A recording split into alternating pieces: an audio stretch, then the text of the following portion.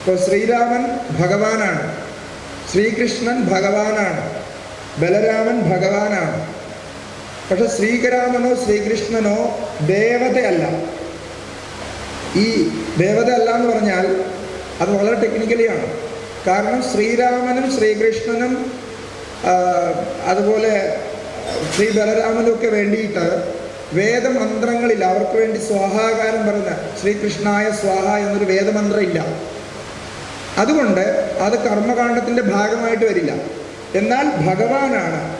ഭഗവാൻ എന്ന് പറഞ്ഞാൽ ഭഗവാൻ ആവുന്നത് ഏത് മനുഷ്യനും ഭഗവാനാകാം. പക്ഷെ ഒരു മനുഷ്യനും ദേവതയാവുന്നത് ഇത് വളരെ കൃത്യമായിട്ട് മനസ്സിലാക്കണം, കൺഫ്യൂഷൻ വരാൻ പാടില്ല. ദേവന്മാരാകുന്നത് പ്രത്യേക തരത്തിലുള്ളവരാണ്, എന്നാൽ മനുഷ്യർക്ക് ഭഗവാനാകാം. അതുകൊണ്ടാണ് നമ്മൾ വളരെ പൂജ്യരായിട്ടുള്ളവർ, ജ്ഞാനിയായുള്ളവരൊക്കെ ഭഗവാൻ എന്ന് ചേർത്ത് അഭിസംബോധന ചെയ്യുന്നു.